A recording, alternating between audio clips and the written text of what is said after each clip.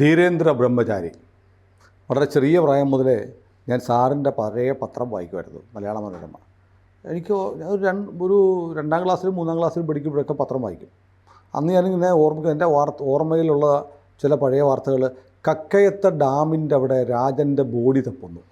ഇത് ഞാൻ LP സ്കൂളിൽ പഠിക്കുമ്പോൾ ആയിരിക്കണം വായിച്ചത്, ഓർമ്മയില്ല. കുട്ടിക്കാലം മുതൽ പത്രം വായിക്കണമെന്ന് നിർബന്ധം ഉണ്ടായിരുന്നു. അങ്ങനെ വാർത്തകളൊക്കെ അറിയാം. പത്രപ്രവർത്തകനാകാനുള്ളൊരു കാരണം അത് തന്നെയാണ്.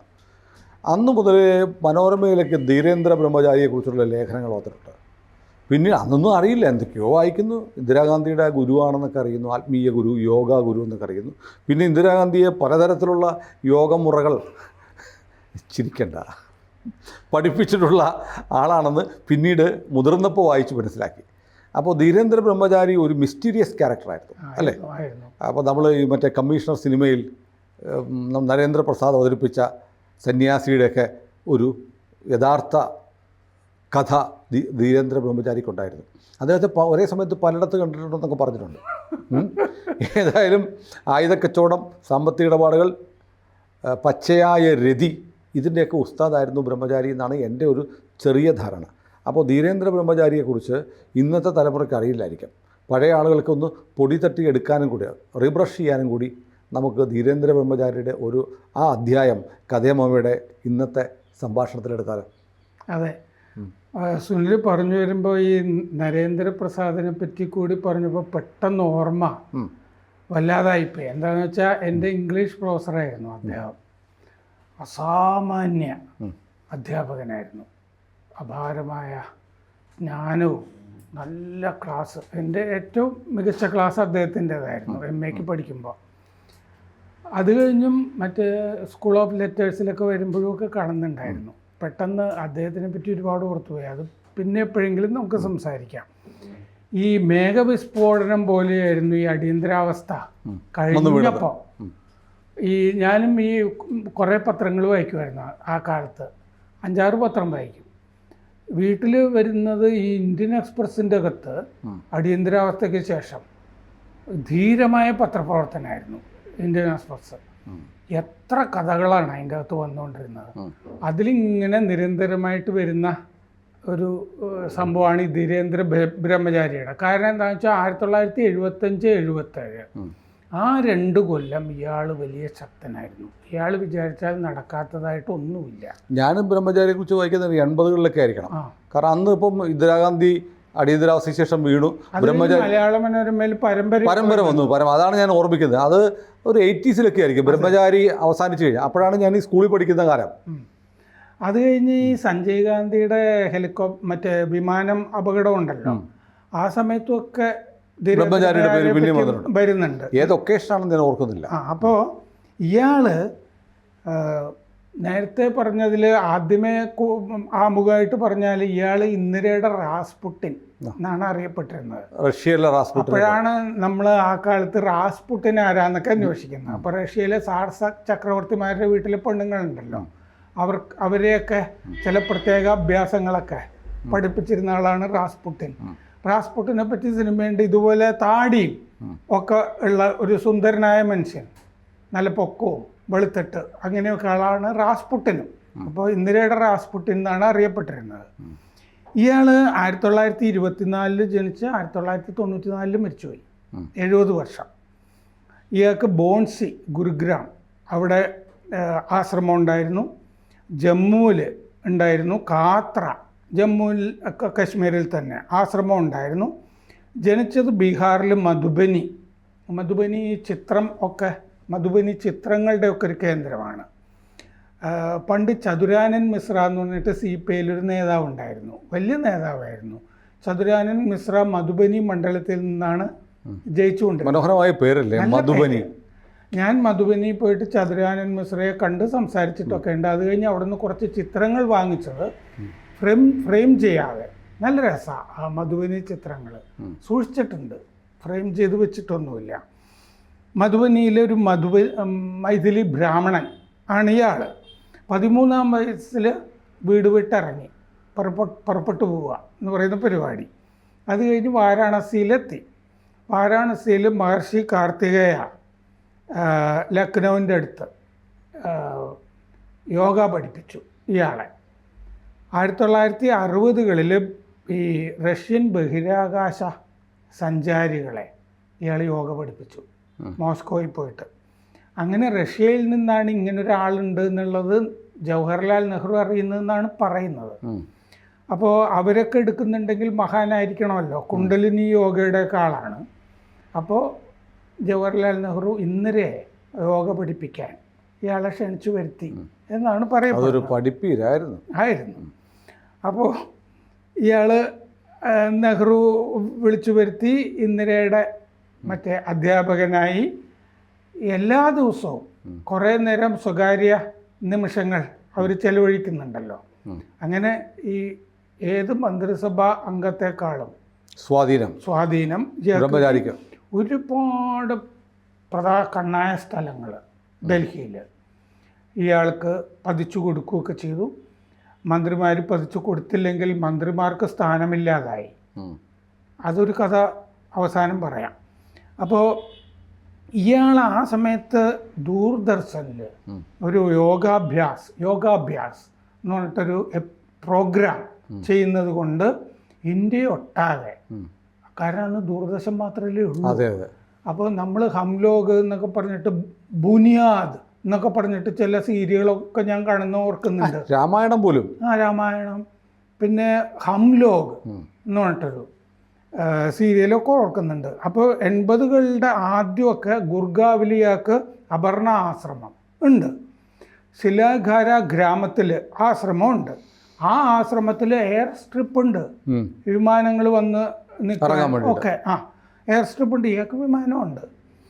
TV സ്റ്റുഡിയോ ഉണ്ട് അയാൾക്ക് അവിടെ. എന്നിട്ട് അവിടെ ആ ആശ്രമത്തിൽ ആഴ്ചയിലൊരിക്കൽ ഇന്ദിര പോകുമായിരുന്നു. അവിടെ ആ സ്റ്റുഡിയോയിലാണ് ദൂരദർശനിലെ ഹംലോഗ് പരമ്പര ഷൂട്ട് ചെയ്തുകൊണ്ടിരുന്നത്. ഒരു ഷിഫ്റ്റിന് 25,000 രൂപ കൊടുത്തിട്ടുണ്ട് ഹംലോഗ് ഷൂട്ടിങ്. അന്നത്തെ കാലത്ത് കൊടുത്തിട്ടുണ്ട്. പിന്നെ നമ്മുടെ ഹരിയാന ഭരിച്ചിരുന്ന ഭജൻലാൽ, ഈ ഭജൻലാൽ പണ്ട് സൈക്കിളിൽ ഈ പട്ടുവസ്ത്രങ്ങൾ വിൽപ്പന നടന്നിരുന്ന ഒരാളാണ്. കോൺഗ്രസിൻ്റെ മുഖ്യമന്ത്രിയായിരുന്നു ഭജൻലാൽ ഹരിയാനയിൽ. അയാളോട് ഇന്ദിര പറഞ്ഞിട്ട് ഭജൻലാൽ ആരവല്ലി മലനിരയിൽ 70,000 ഏക്കർ ഇയാൾക്ക് കൊടുത്തിരുന്നു. 70,000 ഏക്കറോ? ഡിസ്നി ലാൻഡിനെ വെല്ലുന്ന ഒരു അമ്യൂസ്മെന്റ് പാർക്ക് ഉണ്ടാക്കാൻ വേണ്ടി 70,000 ഏക്കർ. ഇയാളുടെ മരണത്തിന് ശേഷം അതിനെ സംബന്ധിച്ചിട്ട് വലിയ ഡിസ്പ്യൂട്ട് വന്നു. ഇയാളുടെ അനന്തരാവകാശികൾ എന്ന് പറഞ്ഞിട്ട് പല ആളുകൾ വന്നു. സർക്കാർ പറഞ്ഞു സർക്കാരിൻ്റെ സ്ഥലമാണെന്നൊക്കെ പറഞ്ഞു. വലിയ ഡിസ്പ്യൂട്ടൊക്കെ തിരിച്ചെടുത്തു. ഇയാൾ ഡൽഹിയിൽ വിശ്വായതൻ യോഗാശ്രം എന്ന് പറഞ്ഞിട്ട് അതിവിപുലമായ ഒരു ആശ്രമം, ഒരുപാട് ഏക്കേഴ്സൊക്കെ ഉള്ളത്, അതിൻ്റെ സ്ഥലവും ഇന്ദിരാഗാന്ധി പതിച്ചു കൊടുത്തതായിരുന്നു വിശ്വായതൻ യോഗാശ്രം. അടിയന്തരാവസ്ഥക്കാലത്ത് അമേരിക്കയിൽ നിന്ന് ഇയാളൊരു ചോപ്പർ വാങ്ങി, ഹെലികോപ്റ്റർ വാങ്ങിച്ചിരുന്നു. കസ്റ്റംസ് തീരുവ അടച്ചില്ല. എന്തിന്? ഇന്ദിരാഗാന്ധി വിളിച്ചു പറഞ്ഞാൽ മതിയല്ലോ. അടച്ചില്ല. സ്പെയിനിൽ നിന്ന് ഇയാൾക്ക് തോക്കുണ്ടാക്കുന്ന ഒരു ഫാക്ടറി ഉണ്ടായിരുന്നു. സ്പെയിനിൽ നിന്ന് അതെ, തോക്കാണ് പ്രധാനമായിട്ടും നിർമ്മാണം. സ്പെയിനിൽ നിന്ന് ഈ തോക്ക് ഘടിപ്പിക്കാനുള്ള ഭാഗങ്ങളും ഒക്കെ വരുത്തിക്കൊണ്ടിരുന്നു. തോക്കുണ്ടാക്കാനുള്ള ലൈസൻസും ഉണ്ടായിരുന്നു ഇയാൾക്ക്. 1994 അത് ഇയാളുടെ മരണത്തിൻ്റെ കാര്യം. 1980 June 23 Sanjay Gandhi Pitt's S2 വിമാനം തകർന്നാണ് മരിക്കുന്നത്. ആ വിമാനം ധീരേന്ദ്ര ബ്രഹ്മചാരിയുടെ ആയിരുന്നു. ബ്രഹ്മചാരി ആ അപകടം കഴിഞ്ഞപ്പോൾ പറഞ്ഞു, ഞാൻ അവനോട് പറഞ്ഞിരുന്നതാണ് ഒരുപാട് അഭ്യാസമൊന്നും കാണിക്കണ്ട, മര്യാദയ്ക്ക് ഓടിച്ചാൽ മതി എന്ന് പറഞ്ഞിരുന്നു എന്ന് പറഞ്ഞു. സഫ്ദർജംഗ് വിമാനത്താവളത്തിനടുത്ത് വെച്ചിട്ടാണ് അത് തകർന്നത്. ആ ശവദാഹം സഞ്ജയ് ഗാന്ധിയുടെ അത് മുഴുവൻ മേൽനോട്ടം വഹിച്ച് കാർമ്മികത്വം ഒക്കെ വഹിച്ചിരുന്ന ധീരേന്ദ്ര ബ്രഹ്മചാരിയാണ്. ഇന്ദിരാഗാന്ധി മരിച്ച ശേഷവും ആ ശവദാഹത്തിൻ്റെ മേൽനോട്ടം ഒക്കെ ധീരേന്ദ്ര ബ്രഹ്മചാരിക്കായിരുന്നു. ഈ സഞ്ജയ് ഗാന്ധിയുടെ മരണത്തിന് ശേഷം ഇന്ദിരാഗാന്ധി ധീരേന്ദ്ര ബ്രഹ്മചാരിയിൽ മുഴുകി. വേറെ ആരും ഇല്ലല്ലോ. രുദ്രാക്ഷ നെക്ലേസ് ഇയാളൊരെണ്ണം കൊടുത്ത് ധരിച്ചാണ് ഇന്ദിരാഗാന്ധി ആ കാലത്ത് നടന്നിരുന്നത്. സഞ്ജയ് ഗാന്ധിയുടെ മരണത്തിന് ശേഷം ഏകമുഖി രുദ്രാക്ഷം. അത് പ്രഷ്യസാണ്, അനുവദിക്കാനാവാത്തതാണ്. അതെ. ഒരാഴ്ച കഴിഞ്ഞ് ഈ മനേകാ ഗാന്ധിയെ സെക്രട്ടറി ആക്കാം. സ്വന്തം കുടുംബത്തിലുള്ള ആളാണല്ലോ, സഞ്ജയ് ഗാന്ധിയുടെ വിധവയാണ്, അവർക്കൊരു ജോലി ആകട്ടെ എന്ന് വിചാരിച്ചു ഇന്ദിരാഗാന്ധി. പക്ഷെ സോണിയാഗാന്ധി സമ്മതിച്ചില്ല മനേകാ ഗാന്ധിയെ. സോണിയാഗാന്ധിക്ക് ഒട്ടും ഇഷ്ടമല്ലായിരുന്നല്ലോ മനേകാ. ഇപ്പോഴും ഇഷ്ടമല്ല. അപ്പം അങ്ങനെ സോണിയെ വരട്ടിക്കഴിഞ്ഞപ്പോൾ മനേകയെ ഇറക്കി വിടാനായിട്ട് തീരുമാനിച്ചു. മനേകയെ ഇറക്കി വിടുമ്പോൾ ധീരേന്ദ്ര ബ്രഹ്മചാരിയെ വിളിച്ചു വരുത്തി ഒരു സഹായത്തിന്. ധൈര്യമില്ലാതെ ഒരു സഹായത്തിന് ഇന്ദിരാഗാന്ധി വിളിച്ചു വരുത്തിയിട്ട് ബ്രഹ്മചാരിയുടെ സാന്നിധ്യത്തിലാണ് ആ കർമ്മം നടന്നത്, വീട്ടിൽ നിന്ന് ഇറക്കി വിടുന്നത് മനേകാ ഗാന്ധിയെ. അത് കഴിഞ്ഞ് ഇന്ദിരാഗാന്ധി പൊട്ടിക്കരഞ്ഞപ്പോൾ ആ മുറിയിൽ നിന്ന് ബ്രഹ്മചാരിയാണ് അവരെ താങ്ങി അകത്തേക്ക് കൊണ്ടുപോയത് എന്ന് ഖുശ്വന്ത് സിംഗ് എഴുതിയിട്ടുണ്ട്. ഖുശ്വന്ത് സിംഗ് ബ്രഹ്മചാരിയുടെ ഒരുപാട് കഥകൾ എഴുതിയിട്ടുണ്ട്. അതിലിതും പറഞ്ഞിട്ടുണ്ട്. ആശ്രമത്തിൽ ഇയാൾ കറുത്ത നിറമുള്ള പശുക്കളെ വളർത്തിയിരുന്നു. സഫ്ദർജംഗ് അത് പറഞ്ഞ് കാറിൻ്റെ കാര്യമാണ്, അത് പറഞ്ഞിട്ടില്ല. ഇപ്പോഴത്തെ ചില നമ്മുടെ നാട്ടിലെ ചില ആൾക്ക് കറുത്ത കാറൊക്കെ പടമെന്ന് പറയുമല്ലോ. അത് പറഞ്ഞുകൊണ്ട് പറയാം. ഇയാൾക്ക് നീല ടൊയോട്ട കാറുണ്ടായിരുന്നു ആ കാലത്ത്. സഫ്ദർജംഗ് റോഡിൽ ഇന്ദിരയുടെ വീടിൻ്റെ അടുത്തായിരുന്നു ഈ ആശ്രമവും ഈ ഗോശാലയൊക്കെ. 1984-31 ഇന്ദിരയുടെ ശവദാഹം ഇയാളുടെ മേൽനോട്ടത്തിലാണ്. സഞ്ജയ് ഗാന്ധി ഈ പലപ്പോഴും ഈ പുലർച്ചെയൊക്കെ യൂത്ത് കോൺഗ്രസ് നേതാക്കളെയൊക്കെ കാണുന്ന പരിപാടി ഉണ്ടായിരുന്നു. പുലർച്ചെയാ 2 മണി 3 മണിക്കുമൊക്കെ പുള്ളി അപ്പോയിൻമെൻറ്റ് കൊടുക്കും. ഈ NT രാമറാവുവിന് മനോരമയിലെ നമ്മുടെ TKG നായർ ആന്ധ്രയിൽ പോയിട്ട് ആ കാലത്ത് ഇൻ്റർവ്യൂ ചെയ്യാൻ പോയി കഴിഞ്ഞപ്പോൾ പുലർച്ചെ 4 മണിക്ക് അപ്പോയിൻമെൻറ്റ് കൊടുത്തത്. ഉറക്കമൊന്നുമില്ല അല്ലേ ഈ പാർട്ടികൾക്ക്? നന്ദമൂരി താരക രാമറാവു എന്നാണ് അയാളുടെ പേര്. അപ്പോൾ TKG സാറ് എഴുതിയിട്ട് എനിക്ക് തന്നിരുന്ന കോപ്പിയിൽ കൈകൊണ്ട് എഴുതിയതിൽ അദ്ദേഹം എഴുതിയിരുന്നത് നന്ദമൂരി താരക രാമറാവു, എന്നിട്ട് ബ്രാക്കറ്റിൽ എഴുതിയിരുന്നു. അത് 2 രാമന്മാർ എന്ന് എഴുതിയിട്ടുണ്ടായിരുന്നു. പക്ഷേ ഇത് അച്ചടിച്ചു വന്നപ്പോൾ ഒരു രാമ പ്രൂഫ് കറക്റ്റ് ചെയ്തിരുന്നു. രാമരാമ എന്ന് എഴുതി തെറ്റാണെന്ന് വിചാരിച്ചിട്ട്. അങ്ങനെ ഇയാൾ പുലർച്ചെയും കാണുന്നുണ്ടായിരുന്നു സഞ്ജയ് ഗാന്ധി. ആ സമയത്ത് ഇയാൾ ഇന്ദിരയെ കാണാനായിട്ട് വരുന്നത് യൂത്ത് കോൺഗ്രസ്സുകാർ പലരും ആ കാലത്ത്, വാസുദേവ പണിക്കരൊക്കെ ഉണ്ടല്ലോ, കണ്ടിരുന്നതായിട്ട് പറഞ്ഞിട്ടുണ്ട്. ഇയാൾ പുലർച്ചെ വരും ഇന്ദിരാഗാന്ധിയെ കാണാൻ, എന്നിട്ട് അകത്തേക്ക് പോവും. ഇവരെയൊക്കെ വിഷയമൊക്കെ ചെയ്യും യൂത്ത് കോൺഗ്രസ്സുകാരെ. ഇയാൾ 1958 ഡൽഹിയിലെത്തി. ഈ യോഗാഭ്യാസവും കാര്യങ്ങളൊക്കെ ആയിട്ട് നെഹ്റു വിളിച്ചിട്ട് റഷ്യന്ന്. അതെ. ഇനി ഗുജ്റാൾ ഇയാളെ പറ്റി എഴുതിയിട്ടുണ്ട്. ഐക്യ ഗുജ്റാൾ ഇന്ദിരാഗാന്ധിയുടെ മന്ത്രിസഭയിലെ നഗരവികസന മന്ത്രിയായിരുന്നു. അപ്പോൾ ഗുജ്റാൾ മാറ്റേഴ്സ് ഓഫ് ഡിസ്ക്രിഷൻ എന്ന് പറഞ്ഞാൽ ആത്മകഥ എഴുതിയിട്ടുണ്ട്. അതിൽ പറഞ്ഞിട്ടുണ്ട് ഭവന വകുപ്പ് നഗരവികസന വകുപ്പൊക്കെ ഉണ്ടായിരുന്നപ്പോൾ ഇയാൾക്ക് ഗോൾധാക്ക് ഘാനയിൽ ഒരു വലിയ പ്ലോട്ട് കൊടുക്കണം എന്ന് പറഞ്ഞിരുന്നു. പക്ഷേ അങ്ങനെ നിയമവിരുദ്ധമായിട്ട് ചെയ്യാനായിട്ട് ഗുജ്റാളിന് ബുദ്ധിമുട്ടാണ്. അപ്പോൾ ഗുജ്റാൾ അതിന് വഴങ്ങാതിരുന്നപ്പോൾ ധീരേന്ദ്ര ബ്രഹ്മചാരി വിളിച്ചിട്ട് ഗുജ്റാളിനെ ഭീഷണിപ്പെടുത്തി, തട്ടിക്കളയും എന്നൊക്കെ പറഞ്ഞിരുന്നു. അപ്പോൾ നിൻ്റെ സ്ഥാനം തെറിപ്പിക്കും, നീ മന്ത്രി ആയിരിക്കില്ല എന്നൊക്കെ പറഞ്ഞു. ഇത് നിസ്സാരമായിട്ട് തള്ളിക്കളഞ്ഞു ഗുജ്റാൾ. അങ്ങനെ ഒരാൾ വിചാരിച്ചാൽ എൻ്റെ മന്ത്രിസ്ഥാനം പോവോ? പക്ഷെ ഒരാഴ്ച കഴിഞ്ഞിട്ട് മന്ത്രിസ്ഥാനം പോയി. പകരം ഉമാശങ്കർ ദീക്ഷിത് മന്ത്രിയായി. ഉമാശങ്കർ ദീക്ഷിത് ഈ പ്ലോട്ട് കൊടുത്തു. അവിടെയാണ് ഡൽഹിയിലെ ഈ വിശ്വായതൻ ആശ്രമം, ഇയാളുടെ യോഗാഭ്യാസ കേന്ദ്രം. ഇപ്പോൾ ഉണ്ടോ അതൊക്കെ? അതൊന്നുമില്ല, ഇപ്പോൾ സ്ഥലവും കിടപ്പുണ്ട് അവിടെ.